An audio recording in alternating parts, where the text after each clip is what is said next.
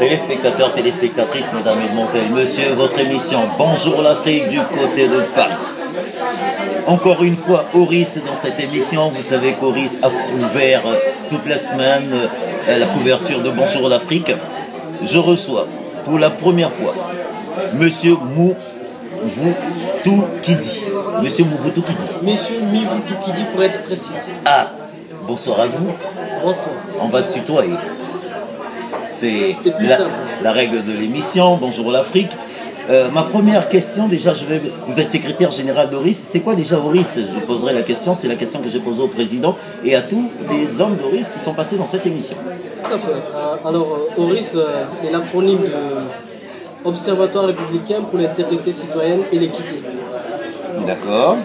Alors, Oris vit depuis quand exactement cette association? Alors, bientôt 1 an. Certains pensent qu'on existe depuis 2 ans, mais c'est tout à fait faux. Parce que Oris existe depuis avril 2015. Nous vous avons vu la dernière fois, vous avez fait pratiquement le tour de l'Europe, vous vous êtes arrêté à Lille, vous vous êtes arrêté à Strasbourg, vous avez clôturé à Bruxelles. C'était quoi exactement? Parce qu'on pensait que vous allez vous battre pour que le président ne change pas ce référendum, ne change pas la Constitution. Finalement, tout ce que vous avez fait, c'était que du cinéma, puisque le référendum est changé. Il ne faut pas dire que vous pensiez que nous allions ou nous allons nous battre. Non, nous nous battons toujours, nous sommes toujours dans le combat. Donc le combat il n'est pas fini, hein, comme on le dit souvent, on ne cesse de le répéter. On est toujours dans la lutte. La lutte elle est là, hein, parce que nous on a un objectif. Peut-être pour d'autres, je ne sais pas, mais Oris a un objectif. On ne se définit pas œil du peuple, œil vigilant du peuple pour s'arrêter comme ça. Parce que celui que j'appelle moi le diaboliquement génial, le président de la République du Congo, permettez-moi le terme, mais c'est pas une injure. Hein. Vous ne vais pas me dire demain que moi j'ai injuré le président de la République. Non, je le qualifie de diaboliquement génial. Et vous devez être content quand même que je le qualifie de diaboliquement génial. Parce qu'il y a les mots génie quand même. Hein. Donc je le traite de génie, diabolique. Ok. Je précise bien. Je vous attendais effectivement, nous avons beaucoup échangé tous les deux. Je vais revenir sur ces événements du 17, 19, 20. Cette jeunesse dans la rue, je vois que vous êtes aussi jeune. Alors quand vous avez vu tous ces jeunes dans la rue, qu'est-ce qui vous est passé dans la tête? Tous ces jeunes qui ont été, il y a eu 44 morts si je ne me trompe pas, je pense que vous êtes bien placé pour nous dire exactement les événements qui sont passés.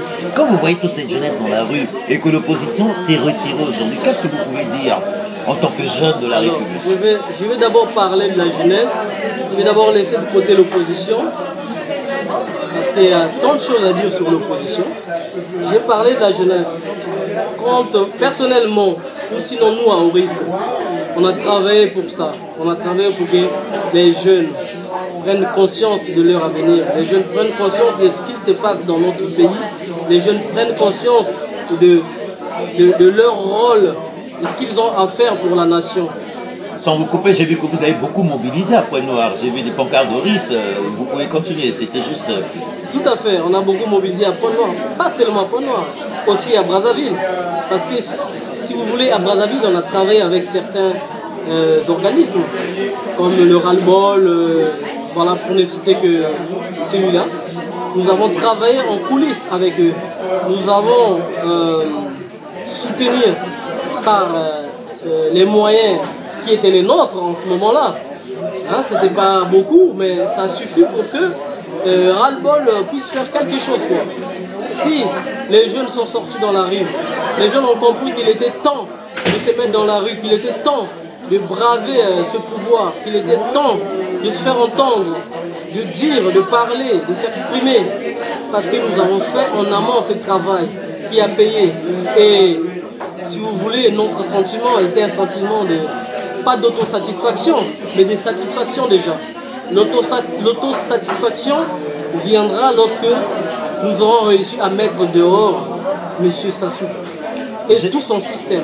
J'ai un ami qui m'a soufflé dans l'oreille, on vous appelle l'ange noir. Pourquoi l'ange noir? Alors, l'ange noir, c'est parti déjà pour la petite histoire, puisque j'ai eu à gérer une entité événementielle. J'ai eu une entreprise événementielle que j'ai gérée pendant 3-4 ans.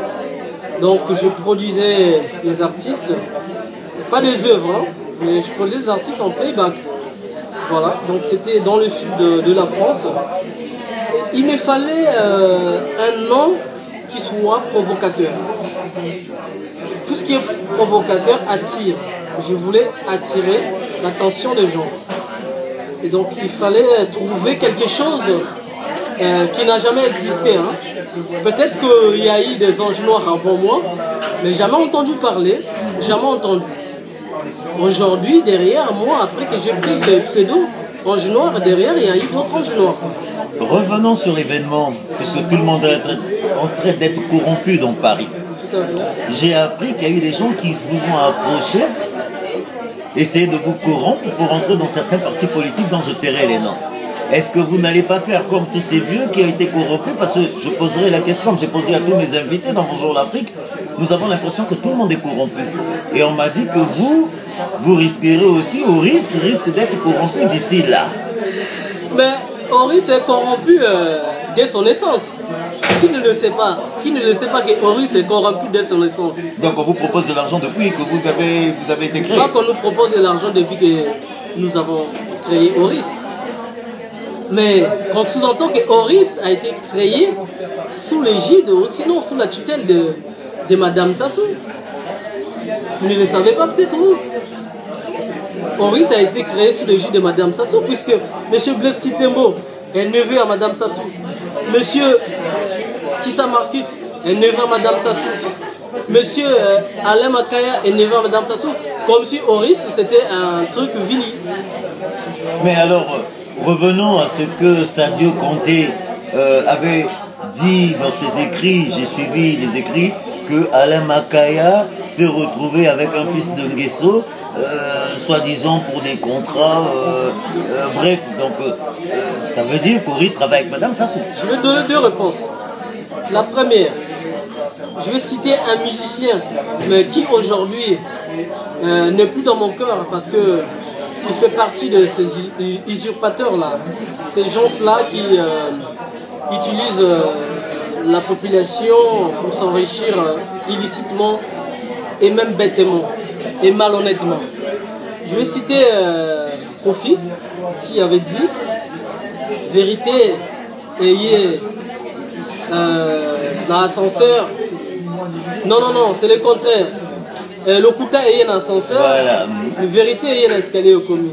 Ah, oui. Madame Sadio, que je respecte tant pour son engagement, mais sur ces sujets d'Oris, les résultats, la vérité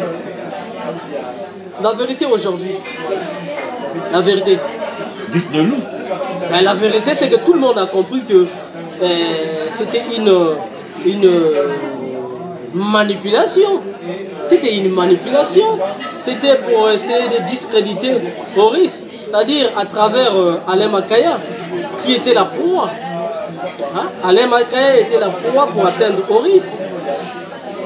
Mais lorsque vous êtes engagé pour défendre un peuple, et un peuple, le peuple, quand le peuple vous soutient, quand vous savez soutenir le peuple, rien ne peut vous arriver, rien ne peut vous atteindre. C'est ce qui fait qu'aujourd'hui, la vérité a triomphé. La vérité a triomphé. Aujourd'hui, tout le monde sait que c'était de la manipulation. Que le but exact, ce qui était visé, c'était pas Alain Makaya, mais c'était la structure même Oris qui était visée. Voilà, c'était la matrice Oris qui était visée à travers Alain Makaya. Donc tout cela n'a été que faux, et c'est faux, c'est archi faux. Il y a eu même des interviews qui ont été accordées par Alain Makaya pour expliquer. Oui, ce que je déplore, c'est qu'aujourd'hui, certains Congolais ont oublié le sens de l'analyse. C'est-à-dire qu'ils lisent sans analyser. Si aujourd'hui, moi, je te dis quelque chose, est-ce que c'est cela la vérité? Est-ce que tu vas croire c'est parce que je l'ai dit, ou tu vas croire parce que tu as eu à mener tes enquêtes et tu as eu à faire une analyse pertinente de ce que tu as mené comme enquête? Que les Congolais redeviennent intelligents, C'est ce que je déplore. Les Congolais ne sont plus intelligents. Je veux dire, on a des bons mathématiciens, on a des bons physiciens, on a des bons économistes, mais on n'a plus de bons analystes politiquement parlant. On n'en a plus. Et c'est ça le problème congolais aujourd'hui. D'accord, on va revenir sur cette jeunesse congolaise. Quand je vous écoute, je vous trouve tellement brillant. Effectivement, j'ai fait le tour de la France. Mais est-ce que vous ne pensez pas que c'est une fuite de cerveau aussi intelligent que... Pourquoi vous ne rentrez pas tous au Congo aujourd'hui? Essayez de rentrer, aller préparer une révolution, essayez d'apprendre ce que vous avez appris pour essayer d'apporter au Congo. Pourquoi vous ne voulez pas rentrer? Je vais vous faire un petit rappel. Lorsqu'il y a eu en 1940, entre 1940 et 1944, la France a été envahie par l'Allemagne. Est-ce que tous les Français qui ont apporté, qui ont milité, qui ont combattu, tous étaient en France? Il y en a qui ont combattu de l'extérieur, de l'Angleterre. Il y en a qui ont combattu aussi du Congo. Nous le savons. Voilà. Dans une révolution, il y a plusieurs fronts. Dans une bataille, ou dans un combat, ou dans une guerre, il y a plusieurs fronts. Mais il faut occuper tous les fronts. Nous occupons un front. C'est celui de la France. C'est un front. Et c'est parmi les plus importants. On n'est pas dire le plus important. Parce que c'est le front diplomatique. C'est ici que les décisions se prennent. Avant de parler de l'émergence 2025, revenons sur la guerre Luc Nzaba et Roga, qui est un de vos frères, dont je tiens encore à faire un petit coucou, parce que je l'ai trouvé tellement brillant. Vous avez suivi ça de loin, je suppose. Qu'est-ce que vous pensez de cette guerre entre Luc Nzaba et Roga Roga, qui nous a tous insultés? Et comme tu as dit, c'est un musicien que je porte à cœur. J'ai toujours porté Roga à cœur. Ça va être difficile même que je lui fasse la gueule. Il reste mon petit frère, ça n'engage que moi. Mais les propos de Roga dans sa chanson. Les propos de Roga ont été malhonnêtes et bêtes. C'est pas une guerre entre M. Luc Nzaba Médard et M. Roga. Non, il ne peut pas avoir une guerre entre ces deux personnes. Je veux dire pourquoi. Luc Nzaba Médard est beaucoup intellectuel pour faire une guerre avec M. Roga Roga. Roga Roga, il est à quel niveau? Certes, c'est un bon musicien, il est brillant comme musicien. Et ça ne suffit pas. C'est pas le fait d'être brillant comme musicien, parce que c'est un bon guitariste. Ça, tout le monde le sait. Et bravo. Je dis bravo, c'est un bon guitariste. Ça s'arrête là. Il est juste un bon guitariste et après c'est tout. Roga dit, nous sommes fainéants en France, on se lève le matin. Je n'ai même pas écouté la chanson pour vous dire, mais en tout cas le bruit que ça fait sur internet, ça m'a un tout petit peu... Je veux poser la question à Roga. S'il est intelligent vraiment, lui en tant que musicien, qu'il me dise, un musicien qui vend, il vend où? Est-ce en Afrique ou en Europe? En Europe. Monsieur Bob, vous n'êtes pas Roga? Non, je dis en Europe parce que... Je pose la question à Roga. Ah d'accord, ok. Non, je répondais parce que j'ai fait quand même 17 ans de radio, en tant que j'ai fait que la musique. Je voudrais un peu jauger son niveau. Ah d'accord, ok. Donc c'est la parce question. Que si Roga vient répondre et qu'il vient nous dire, s'il vient nous dire par exemple qu'un musicien, pour bien exister, pour bien vendre, il doit gagner le marché européen, alors je dirais, et je conclurai, qu'il est bête comme je l'ai dit. Oui, parce que nous avons vu J.B. Piana n'existe plus, Werason n'existe plus, en dehors de Kofi Olomide qui a suivi son truc. Mais enfin bref, je voulais rentrer dans cette petite polémique. Puisque vous avez parlé de ces autres musiciens-là, vous vous êtes posé la question pourquoi ceux-là ont envoyé leurs représentants venir négocier avec les combattants. Tout à fait. Parce vous êtes posé la question? Non, moi je sais. Aujourd'hui, un musicien, pour avoir un bon producteur, il doit vendre. Exactement. Et pour vendre, le gros des ventes s'effectue où? C'est en Europe. Oui. Et la communauté congolaise, parce que Roga pour vendre, c'est pas aux Ivoiriens qui va vendre 20 000 exemplaires. Roga, pour qu'il vende 20 000 exemplaires, il doit compter sur les Congolais. Et les Congolais, donc de l'Europe bien sûr, parce qu'à Brazzaville, il ne pourra pas vendre 20 000 exemplaires. Sinon, il faut vendre 40 000 exemplaires en Europe et vendre 10 000 exemplaires pour que ça fasse 50 000 exemplaires. Pour que demain qu'il ait un producteur. Et vous allez remarquer que tous ces musiciens-là n'ont plus de producteurs parce qu'ils ne vendent plus. Depuis que la diaspora les a boudés, ils ne vendent plus. Et lui, au lieu d'essayer de négocier autrement avec la diaspora, il se met encore à dos la diaspora. Mais demain, moi je veux dire qu'il va plus exister. Parce que ces gens-là qui lui donnent de l'argent pour qu'ils chantent pour eux, demain n'existeront plus. Parce que demain sera le Congo, c'est ce que les gens oublient. Il est jeune, il a quel âge? Il a 41 ans. Il a encore une longue vie derrière. Ah, comment vous savez qu'il a 41 ans? Parce qu'il est né en 74. Ah, d'accord. Nous sommes de la même génération. Okay, on se connaît. Normalement, quand on parle de l'avenir du pays, il doit penser qu'il doit faire partie de l'avenir du pays de demain. Donc vous êtes tout à fait d'accord avec lui, Nzaba, sur tout ce qu'il a dit? Bien sûr. Vous ne retirez aucun mot? Non. D'accord, ok. Revenons sur le Congo. L'émergence 2025. Qu'est-ce que vous en pensez? C'est une utopie. Permettez-moi de sourire, s'il vous plaît, mais je savais que tous les deux, ça allait tout le... Alors, pourquoi utopie 2025? Pourquoi utopie? Déjà, quand vous regardez le Congo, au Congo, les Congolais ne consomment pas congolais. C'est pas parce qu'ils ne veulent pas consommer congolais. Non. C'est parce qu'au Congo, on ne produit que dalle. Comment on produit que dalle? On a le pétrole. On produit le pétrole, on a du bois, on a, je sais plus, du sucre, je sais même plus si on en fait encore. Enfin bref, je vous pose la question. Moi je pose les questions, vous répondez. Monsieur Langeroy. Est-ce que quand un paisible congolais va au marché, il va acheter le pétrole? Belle réponse. Mais on a un fleuve, il y a du poisson. À la mer, il y a Pointe-Noire, il y a le Mokalou, il y a... Non, commençons par Brazzaville. D'accord. Commençons par le fleuve. Ok, on y va. Je vais vous dire une chose. En 2014, j'ai vu le ministre Tshibambelela, ministre de l'Agriculture. Non, pas ministre de l'Agriculture. Hein. Le ministre de l'Agriculture, c'est Mabundu. Ministre de la Pêche, M. Tshibambelela. Il a montré à la télé Congo, Télé Foufou pour certains. Voilà. Télé Foufou. Il a montré 3 bateaux de pêche. D'accord, ok. Curieusement, ces bateaux, au lieu que ces bateaux-là aillent dans la Likwala, parce que c'est dans la Likwala où on pratique la pêche de Mikalo, n'est-ce pas? C'est dans la Likwala, hein? Le gros de la pêche de Mikalo, c'est dans la Likwala. Mais curieusement, ces bateaux... C'est pas Pointe-Noire, par exemple, non? Je parle de Mikalo. D'accord, ah, Mikalo, ouais.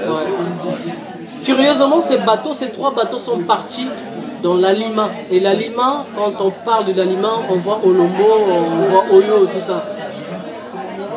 Je me demande depuis 2014, qu'est-ce que les gens de Oyo ont produit en termes de mètres cubes de poissons. Ah, merci. Merci. C'est une information que je n'avais pas. Nous allons revenir sur ce débat un jour. Donc, je voudrais dire par là que s'il y a pénurie de poissons à Brazzaville, ben c'est parce que les pêcheurs n'ont plus les instruments, sinon les éléments, sinon tout ce qu'il faut pour bien pêcher, pour accroître la production de pêche. N'est-ce pas? Donc, ce qu'il fallait faire, c'est quoi?